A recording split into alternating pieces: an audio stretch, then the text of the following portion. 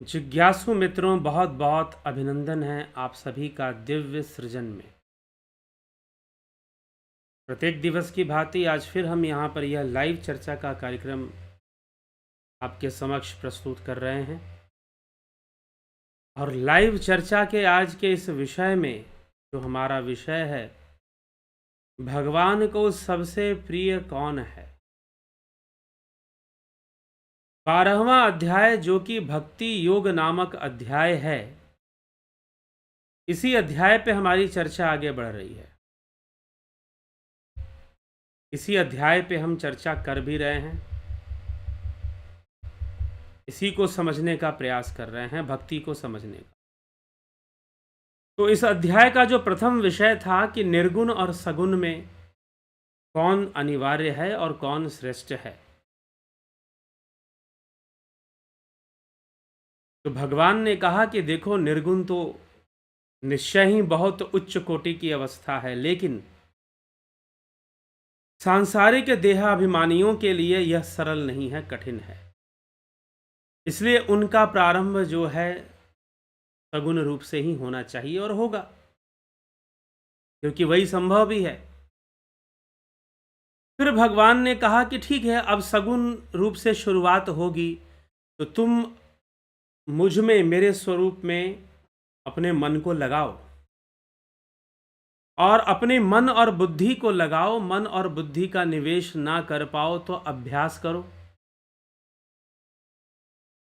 और यदि अभ्यास भी ना कर पाओ तो मेरे अनुसार कर्म करो, और यदि मेरे अनुसार कर्म भी ना कर पाओ तो कर्म फल का त्याग करो। फिर भगवान ने कहा कि अभ्यास से भी श्रेष्ठ है शास्त्र का ज्ञान, शास्त्र ज्ञान से भी श्रेष्ठ है ध्यान, और ध्यान से भी श्रेष्ठ है कर्म फल की इच्छा का त्याग करना। अब इसके बाद जो चर्चा भगवान कहते हैं 12वें अध्याय भक्ति योग नामक अध्याय में, कि कौन मुझे प्रिय है। और सच पूछो तो यह सबसे महत्वपूर्ण विषय है कि कौन भगवान को प्रिय है। एक बात बताओ,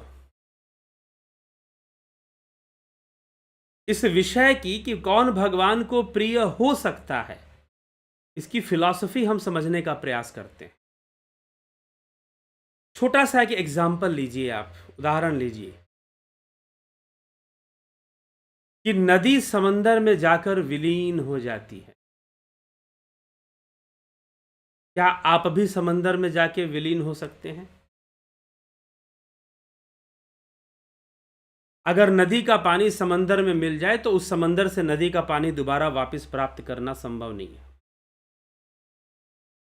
लेकिन अगर आप समंदर में जाकर गिर जाएं, डूब जाएं या कुछ हो जाए तो आपको नाविक या मछुआरे निकाल लेंगे। आप समुद्र में मिक्स नहीं हो पाएंगे या कोई दूसरी ठोस वस्तु। अब समंदर में अगर किसी को मिक्स होना है, कोई समंदर में जाकर लीन होना चाहता है, समंदर ही बन जाना चाहता है, तो उसे नदी बनना पड़ेगा, या कहिए उसे पानी बनना पड़ेगा, क्योंकि समंदर का जो तत्व है वो पानी है। अगर आप भी पानी बन जाओगे तो निश्चय ही समंदर में जाकर मिल जाओगे, घुल जाओगे। अगर एक बार समंदर में घुल गए तो फिर कोई निकाल नहीं पाएगा, क्योंकि पानी को निकालना असंभव है। हाँ, कोई पत्थर डाल दे, कोई जहाज डूब जाए, कोई नाव, तो उसको निकाला जा सकता है। लेकिन जो नदी का पानी समंदर में जाकर मिल गया, उसको कभी निकाला नहीं जा सकता। वो पानी के साथ पानी हो गया, वो तत्व के साथ तत्व हो गया। तो अब जो यहाँ पर यह बात समझनी बहुत जरूरी है, क्योंकि भगवान जो यहाँ चर्चा शुरू करने वाले हैं, कुछ ऐसे ही चर्चा शुरू करने वाले हैं, मुझे कौन प्रिय है। और इससे बड़ी बात क्या हो सकती है एक भक्त के लिए जो ईश्वर का प्रेमी है, या जो ईश्वर के मार्ग पर, अध्यात्म के मार्ग पर, भक्ति के मार्ग पर चलना चाहता है। उसके लिए इससे बड़ी जानकारी और क्या हो सकती है कि उसे यह पता चल जाए कि भगवान को प्रिय क्या है। अगर यह पता चल जाए कि उसको प्रिय किया है तो वैसा ही बनो। फिर क्योंकि उसके अनुसार बनोगे तभी जाकर उसमें लीन हो पाओगे। अगर उसके अकॉर्डिंग, उसके अनुसार आप अपने आप को नहीं बनाएंगे तो उसमें जाकर भला लीन कैसे हो पाएंगे? उसमें भला लीन कैसे हो पाएंगे?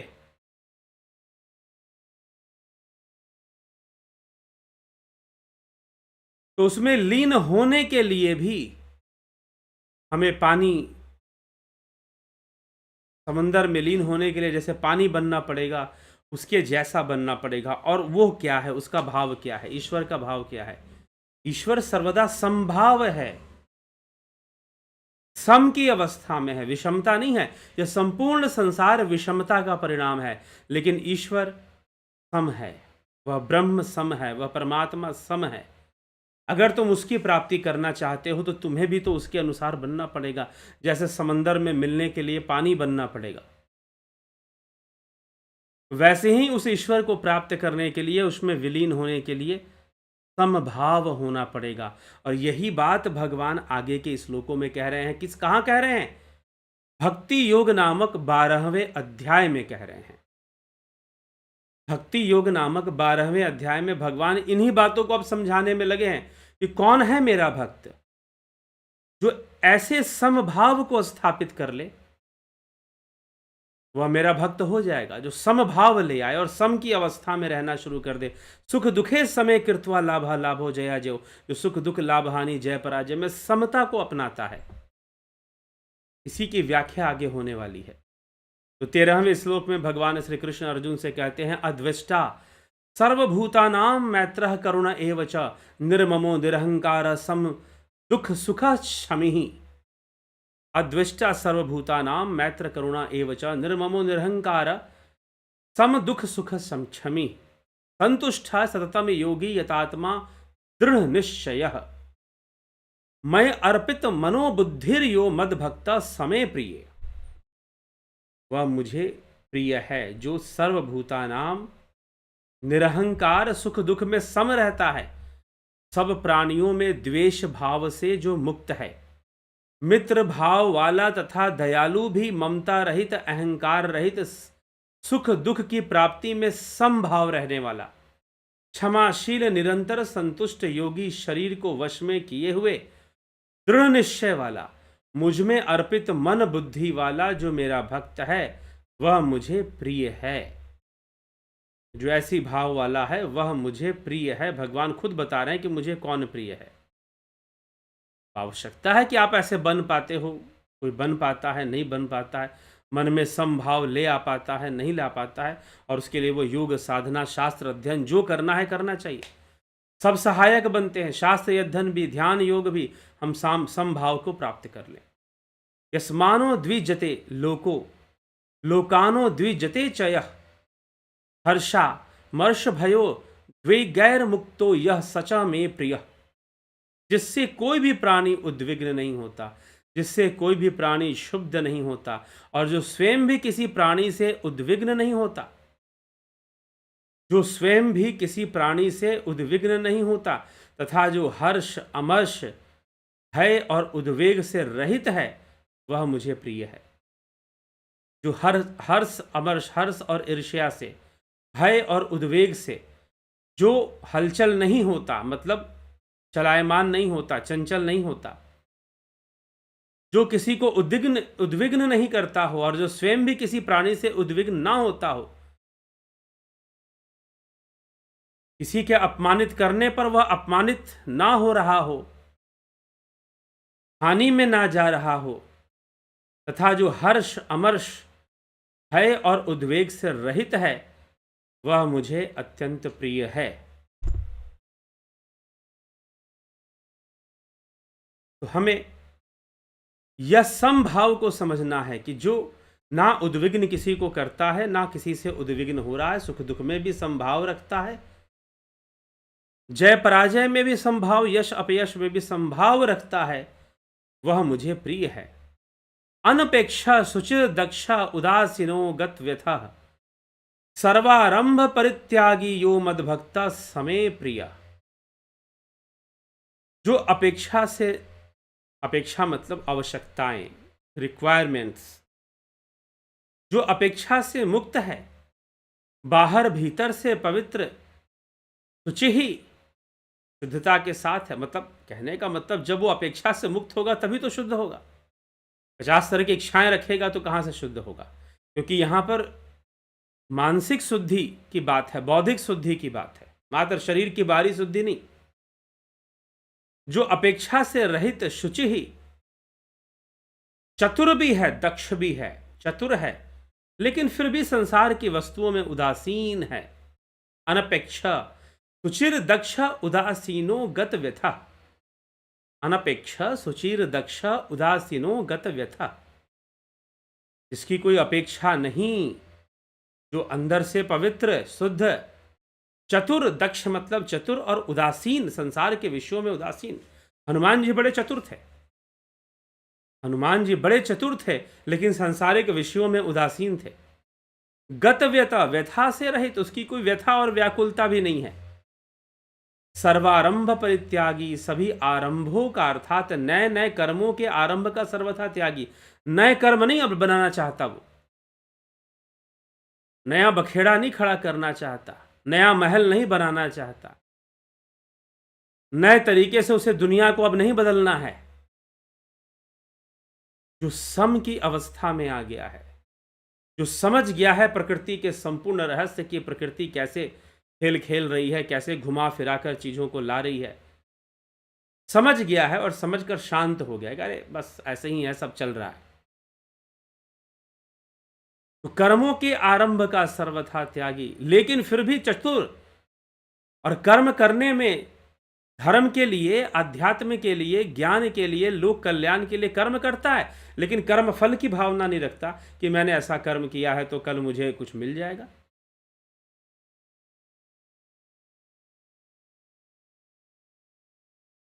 ठीक है, तो ऐसा कर्म फल, कर्म के आरंभ का सर्वथा, सर्वारंभ परित्यागी, वह मेरा भक्त मुझे प्रिय है। ऐसे लोग मुझे प्रिय हैं, ऐसे भक्त मुझे प्रिय हैं।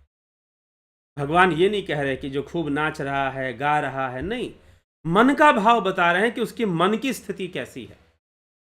अगर उसके मन की स्थिति ऐसी है, और ऐसे मन की स्थिति बिना ज्ञान के भी तो नहीं होगी, जबरदस्ती भी तो नहीं आ सकती है। उचित शास्त्र अध्ययन, उचित ध्यान, योग का अभ्यास होगा तो अपने आप मन ऐसी अवस्था में पहुंचना शुरू कर देगा, मन समभाव में पहुंचना शुरू कर देगा। यह हमें समझने की आवश्यकता है। मन समभाव में पहुंचना शुरू कर देगा, और जब मन समभाव में पहुंचेगा तो वह समभाव ही तो प्रभु को प्रिय है। क्यों प्रिय है? क्यों प्रिय है? क्योंकि समता ही उसका गुण है। वह समवस्था में, यह संपूर्ण संसार विषमता का परिणाम है, लेकिन वह ब्रह्म, वह ईश्वर सम अवस्था में है। वह जो सम अवस्था में है, और आप भी जब अपने आप को सम अवस्था में ले जाओगे तो आप अपने आप को उसमें लीन कर दोगे। इसीलिए क्योंकि आप उसके नजदीक पहुंच रहे हैं, इसीलिए वो आपको, उसके लिए आप प्रिय हो गए। जो नदी समंदर की ओर दौड़ चली, वह समंदर के लिए प्रिय हो गई, वह समंदर के लिए प्रिय हो गई। वैसे ही अगर आप समभाव में रहने लगे, वही समभाव ही ईश्वर का भाव है, तो वह आप निश्चय ही उसको प्रिय हो जाएंगे। आप उस भगवान को, ईश्वर को प्रिय हो जाएंगे। तो प्रिय होना उचित है, लेकिन प्रिय होने की शर्त को समझना जरूरी है। वही भगवान बता रहे हैं, यो न हर्षति न द्वेष्टि न सोचति न कांक्षति, शुभाशुभ परित्यागी, शुभ अशुभ दोनों का परित्याग, शुभाशुभ परित्यागी भक्तिमान्य समय प्रिय, जो न कभी हर्षित होता है, न द्वेष करता है, न शोक करता है। यो न हर्षति न द्वेष्टि न शोचति न कांक्षति, और न ही कामना करता है। जो न कभी हर्षित होता है, न द्वेष करता है, न शोक करता है, और न कामना करता है। जो शुभ अशुभ कर्मों से ऊंचा उठ गया है कि ये शुभ, ये अशुभ। अर्जुन को बहुत लगा हुआ है ना कि ये शुभ है, ये अशुभ है, ये युद्ध करना मुझे अशुभ प्रतीत हो रहा है, इससे कोई अच्छा फल मिलने वाला नहीं। नहीं, ऐसा नहीं। जो शुभ अशुभ कर्मों के फल से, मतलब कि कर्म का पूर्ण त्याग, कर्म फल का, माफ कीजिए, कर्म फल का पूर्ण त्याग। कर्मों का अच्छा फल मिलेगा, बुरा फल मिलेगा, इसका मैं इंतजार नहीं करूंगा। इसका मैं त्याग करता हूँ। जैसी परिस्थिति आएगी मैं अपने योग में लगा रहूँगा, मैं अपनी सम अवस्था में बना रहूँगा, अपनी अखंड अवस्था में बना रहूँगा। तो जो न कभी हर्षित होता है, न द्वेष करता है, न शोक करता है और ना ही कामना करता है, यो न हर्षति न द्वेष्टि न शोचति न कांक्षति। जो न कभी हर्षित होता है, न द्वेष करता है, न शोक करता है, न कामना करता है, जो अशुभ शुभ कर्मों से भी ऊंचा उठा हुआ है, राग द्वेष से रहित, वह भक्तिमान मनुष्य मुझे प्रिय है। भक्त होने का यह अभिप्राय है, वह भक्तिमान मनुष्य मुझे प्रिय है। भगवान कह रहे हैं कि मुझे कौन प्रिय है? व्यर्थ का भक्ति का प्रदर्शन करने वाले नहीं, दुनिया को दिखा दिखाकर स्वयं को भक्त मनवाने वाले नहीं, शुभ अशुभ कर्मों से ऊंचा उठा हुआ है, राग द्वेष से रहित है, वह भक्तिमान मनुष्य मुझे प्रिय। समझने वाली बात है, इतनी इसकी व्याख्या हो कम है, लेकिन फिर भी लोग और पता नहीं क्या क्या समझ लेते हैं। समः शत्रौ च मित्रे च तथा मानापमानयोः शीतोष्ण सुख दुखेषु समः संग विवर्जितः तुल्य निंदास्तु तिर्मौनी संतुष्टो येन केनचित् अनिकेतः स्थिर मतिर्भक्तिमान में प्रियो नरः। शत्रु और मित्र में तथा मान अपमान में जो सम है, शत्रु और मित्र में तथा मान अपमान में जो सम है, शीत उष्ण,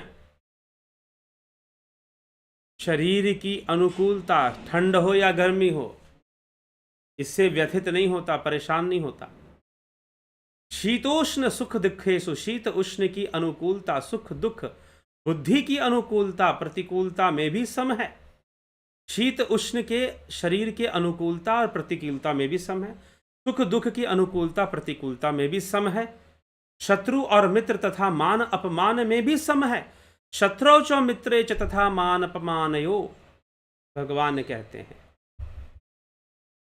समः शत्रौ च मित्रे च तथा मान अपमानयो शीतोष्ण सुख दुखेषु समः संग विवर्जितः, जो इन सब अवस्थाओं में सम है, आसक्ति रहित है। तुल्य निंदा स्तुति, जो निंदा स्तुति को समान समझने वाला है, निंदा स्तुति से प्रभावित ना होकर उसमें समभाव में रहने वाला है। तुल्य निंदा स्तुति, जो निंदा स्तुति को समान समझने वाला है। मननशील है, जिस किसी प्रकार से भी, जिस किसी प्रभार से भी, येन केनचित्, शरीर का निर्वाह होने में रहता है। संतुष्ट रहने के स्थान, संतुष्ट अनिकेत, संतुष्ट रहने के स्थान तथा शरीर में ममता आसक्ति से मुक्त, स्थिर मति, स्थिर बुद्धि वाला भक्तिमान मनुष्य मुझे प्रिय है। भगवान को कौन प्रिय है वो बता रहे हैं, भगवान को कौन प्रिय है वो बता रहे हैं, खुद बता रहे हैं। समझने की आवश्यकता, हम क्या समझ रहे हैं, भगवान कैसा भक्त से प्रेम करते हैं और हम कैसा भक्त बनना चाहते हैं। शत्रु और मित्र में तथा मान अपमान में सम, शीत उष्ण में सम, सुख दुख में सम, आसक्ति रहित, जो निंदा स्तुति में भी सम, मननशील, संतुष्ट अनिकेत, उसका घर संतोष ही उसका घर है, संतोष की अवस्था में ही उसका निवास है। ऐसा स्थिर बुद्धि वाला भक्तिमान मनुष्य मुझे प्रिय है। भगवान बता रहे हैं कि मुझे कौन प्रिय है, कैसा प्रिय है, किस तरह से प्रिय है। सम की अवस्था में रहने वाला प्रिय है, प्रभु को प्रिय है। तो हम भी क्यों ना वैसे ही बने, वैसे ही शास्त्र ज्ञान और ध्यान योग करते हुए सम की अवस्था में पहुंचे। ध्यान योग अत्यंत सहायक है सम की अवस्था में पहुंचने में। ये तो धर्म्यामृतमिदम योथोक्तम पर्युपासते श्रद्धाना मत परमा भक्तास्ते अतीव में प्रिया, भक्तास्ते अतीव में प्रिया। परंतु जो मुझ में श्रद्धा रखने वाले मेरे परायण हुए भक्त, इस धर्म में अमृत का जैसा कहा भली भांति सेवन करते हैं, वो मुझे अत्यंत प्रिय हैं। जो श्रद्धा रखें और इस जो भी मैंने बताया कि ऐसा बनना चाहिए, समभाव में रखना चाहिए, जो ऐसा बनने का प्रयास करते हैं, धर्म में अमृत का जैसा कहा गया भली भांति सेवन करते हैं, समझते हैं कि भाई भगवान को तो समभाव वाले भक्त ही प्रिय हैं, तो हमें वैसा ही बनना चाहिए। लेकिन हम उसके अलावा बहुत कुछ लोग बनने की कोशिश करते हैं। करते इसलिए हैं क्योंकि हमें भगवान की नज़रों में भक्त बनना पसंद नहीं है। सच्चाई देखिए, सबसे बड़ी सच्चाई क्या है, विडंबना ये है कि भगवान की नज़रों में हम भक्त बने, इसका शौक कोई नहीं रखता। संसार की नज़रों में हम भक्त बने, भगवान माने चाहे ना माने, दुनिया माननी चाहिए कि भाई ये तो भक्त आदमी है। दुनिया माननी चाहिए कि ये तो भक्त आदमी है, बस काम हो गया। यहीं पे तो सारा गड़बड़ होता है। तो भगवान तो कोई दूसरी बाहरी कंडीशन बता ही नहीं रहे हैं। भगवान को जो प्रिय है उसके लिए कोई बाहरी वेशभूषा बताएं, कोई बाहरी कर्म बताएं, नहीं। वो तो कह रहे हैं कि भाई सम अवस्था में आ जाओ, और सम अवस्था में आना निजी जिम्मेदारी है, कोई बाहर की जिम्मेदारी भी नहीं है। ये जबरदस्ती प्रदर्शन का विषय भी नहीं है। ये तो जो समभाव को इस प्रकार से प्राप्त करने वाला वह प्रिय है, और जो इस बात को समझने वाला है, धर्म में अमृत का पान करने वाला है, जैसा कहा गया है यथा उक्तम, जैसा कहा गया है उसको अपना जीवन में अपनाए, समभाव को प्राप्त करे, भली भांति सेवन करे, पर्युपासते, वे मुझे अत्यंत ही प्रिय हैं। बस वही बात है। वह परमात्मा स्वयं समभाव में रहता है। वो चाहता है आप भी समभाव बन जाओ, तभी तो उसमें समा पाओगे ना। नदी में पानी है तभी तो समंदर में जाकर लीन होती है, नहीं तो समंदर में लीन होना सबके बस का नहीं है, नदी ही हो सकती। वैसे ही जो उसी का तत्व बन जाएगा, जो उसी की तरह बन जाएगा, समभाव हो जाएगा, परमात्मा उसे स्वीकार करेगा, वो उसके लिए प्रिय हो जाएगा, अत्यंत प्रिय हो जाएगा। तो हम अत्यंत प्रिय बन पाएं यह जरूरी है, और उसके लिए जरूरी है कि हम समभाव अपने अंदर ले पाएं। और समभाव के लिए बहुत सहयोगी है शास्त्रों का ज्ञान, प्रकृति का ज्ञान। हम समझें कि यह शास्त्र ज्ञान हमें बतलाता है इन प्रकृति के रहस्य को। शास्त्र का ज्ञान, ध्यान योग का अभ्यास हमें सम की अवस्था में ले जाता है। तो यह समझने की आवश्यकता है। इसीलिए ध्यान योग आप करना चाहते हैं, अवश्य करिए ध्यान योग का अभ्यास। ध्यान योग का अभ्यास अवश्य कीजिए। और यह ध्यान योग शुरू हो रहा है 20 अप्रैल से ऑनलाइन ध्यान योग शुरू होगा। आप इसे ज्वाइन कीजिए, और 20 अप्रैल के बाद, 20 अप्रैल से पहले ऑफलाइन वाराणसी में होने वाला है, यह भी आपको पहले बताया जा चुका है। प्राकृतिक चिकित्सा भी आप ज्वाइन करिए, 20 अप्रैल से शुरू होगा। श्री शिव कथा ज्ञान यज्ञ वाराणसी में, इसी के साथ हेल्थ कैंप लगेगा, और साथ ही साथ इसमें ध्यान योग का ऑफलाइन कार्यक्रम भी होगा। इसे आप लाभ उठा सकते हैं। और साथ ही फिलॉसफी का कोर्स 2 अप्रैल से शुरू हो चुका है। 5 तारीख तक आप इसको भी ज्वाइन कर सकते हैं। फिलॉसफी के इस कोर्स को भी 5 तारीख तक आप ज्वाइन कर सकते हैं। तो चलिए, जिज्ञासु, बहुत बहुत अभिनंदन, स्वागत आपका दिव्य सृजन में। ऑनलाइन ऑफलाइन दोनों ही कार्यक्रम अब आगे बढ़ रहे हैं, शुरू हो रहे हैं। ऑफलाइन कार्यक्रम आगे आपको मुंबई के अंदर भी, मुंबई शहर में भी आपको मिलेगा। ठीक, तो मुंबई शहर में आपको ऑफलाइन प्रोग्राम भी आपको मिलेगा। बाद में अभी बनारस में होने वाला है 13 से 15 अप्रैल तक, 16 अप्रैल तक। आप इसका लाभ जरूर उठाइए। चलिए हम आगे बढ़ते हैं, और आगे बढ़कर कार्यक्रम को आगे बढ़ाते हैं। बहुत बहुत आभार आप सभी का। विराम देंगे, कल फिर मिलेंगे 9 PM लाइव चर्चा में। ओम तत्सत।